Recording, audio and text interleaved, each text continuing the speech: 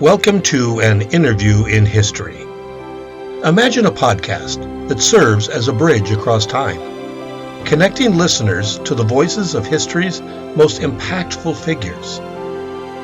Each episode is a deep dive into the lives and legacies of these individuals, exploring not just their well-documented achievements, but also uncovering lesser-known facts that shaped their contributions to our world. From scientists who unlocked the mysteries of the universe to activists who fought for social change, each story is a testament to the indelible mark they left on society. This journey through history will not only educate, but also inspire listeners to appreciate the intricate tapestry of human progress. Hi, I'm Steve Burig, the host of An Interview in History. We're doing something a bit different this week. We'll be telling you the tale of the first Thanksgiving. Our story begins in the early 1600s with a group of English religious separatists known as the Pilgrims. They faced religious persecution in England and, seeking freedom to practice their faith, first moved to the Netherlands. However, fearing that their children were losing their English identity, they decided to embark on a dangerous journey to the New World. In September 1620, the Pilgrims set sail on the Mayflower, a ship carrying 102 passengers, including not just the Pilgrims, but others drawn by the promise of a new life.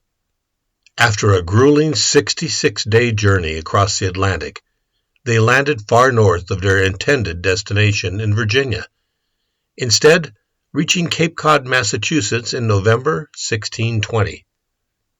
Eventually they settled in an area they named Plymouth. The first winter in Plymouth was devastating. The settlers were unprepared for the harsh climate and lacked adequate food and shelter. Nearly half of the original settlers perished due to malnutrition, illness, and exposure. Those who survived were desperate and struggling as spring arrived.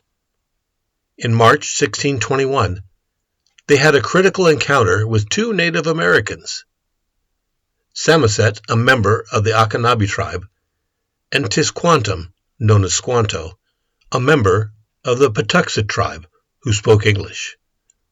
In March 1621, they had a critical encounter with two Native Americans, Samoset, a member of the Anishinaabe tribe, and Tisquantum, known as Squanto, a member of the Patuxet tribe who spoke English. Squanto had been captured by English explorers years earlier and had learned English while living in Europe. He had returned to North America only to find that his entire tribe had been wiped out by disease. Squanto became an essential intermediary and ally to the Pilgrims. With Squanto's guidance, the Pilgrims learned vital survival skills, such as how to cultivate corn, extract sap from maple trees, catch fish, and avoid poisonous plants.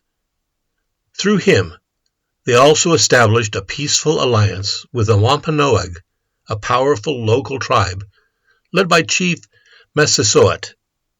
This alliance was mutually beneficial, providing the Pilgrims with essential knowledge and resources, while the Wampanoag gained allies against rival tribes. By the fall of 1621, the Pilgrims had managed to gather a successful harvest of corn, beans, squash, and other crops. To celebrate and give thanks for their survival and the harvest, Governor William Bradford organized a feast. Although we often think of it as a Thanksgiving, the Pilgrims likely considered it a harvest celebration rather than a religious holiday. The Pilgrims invited Chief Massasoit and about 90 Wampanoag members to join them in the festivities. The feast lasted 3 days and included various types of food. While turkey has become synonymous with Thanksgiving today, the Pilgrims and Wampanoag likely ate other types of game meat, such as deer, ducks, geese, and fish, alongside vegetables from the harvest. Corn was served in the form of bread or porridge, and berries and nuts may have also been part of the meal. The first Thanksgiving marked a brief period of peace and cooperation between the Pilgrims and the Wampanoag. The alliance would last for several decades, although tensions would later arise as more settlers arrived and expanded into native lands. For a time, however, the Pilgrims relied on the Wampanoag and were grateful for their assistance and friendship, which helped them survive their early years in England. Over the years, the memory of this feast became an enduring symbol of unity and gratitude, and many New Englanders began holding annual Thanksgiving celebrations to mark the fall harvest. However, it wasn't until President Abraham Lincoln's proclamation in 1863, in the midst of the Civil War, that Thanksgiving was established as a national holiday. Lincoln declared the last Thursday in November a day of thanksgiving and praise, seeking to unite a fractured country. Today, Thanksgiving is celebrated as a national holiday in the United States, symbolizing family, gratitude, and abundance. Yet, it's also important to remember that the history of Thanksgiving is complex. For many Native Americans, Thanksgiving serves as a reminder of the challenging and often devastating impact of European colonization on indigenous people. In recent years, the holiday has also become an opportunity to reflect on themes of reconciliation, history, and gratitude, recognizing both the cooperation that marked the first Thanksgiving and the lasting effects of colonialism on Native communities. Thanksgiving's origins reminds us of resilience, collaboration, and the importance of cultural awareness as we consider its broader legacy today. And now, another forgotten history. In 1909, Alice Hewler Ramsey made history as the first woman to drive across the United States from coast to coast.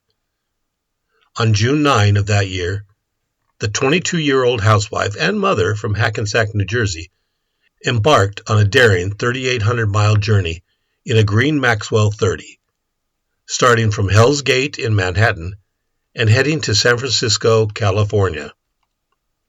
Accompanied by two older sisters-in-law and a female friend, none of whom could drive, Ramsey's trek would take 59 days and prove not only her endurance, but also her determination to challenge the gender norms of the time. The journey was originally conceived as a publicity stunt for the carmaker Maxwell Briscoe, but it quickly became a monumental feat that defied expectations. At a time when women were generally discouraged from driving, Ramsey's trip demonstrated both the resilience of women and the growing power of the automobile. Equipped with only maps from the American Automobile Association, the group faced numerous challenges. The majority of the roadways were unpaved, and Ramsey had to change 11 tires, clean spark plugs, and even repair a broken brake pedal. The women also endured moments of danger like crossing a trail of a manhunt in Nebraska, battling bedbugs in a Wyoming hotel, and being surrounded by a Native American hunting party in Nevada. Despite these hardships, Ramsey and her companions completed the journey with great fanfare on August 10, 1909, and were greeted by large crowds in San Francisco. The adventure brought attention to the capabilities of women behind the wheel and cemented Ramsey's legacy as a pioneering figure in American automobile history. In 1960, the American Automobile Association honored her as the Woman Motorist of the Century, recognizing her trailblazing spirit and her contribution to the evolving role of women in the world of travel and automobiles. Join us next week when we talk with Charles Lutwidge Dodson, better known as Lewis Carroll, and his most notable work, Alice's Adventure in Wonderland. Until then, take care.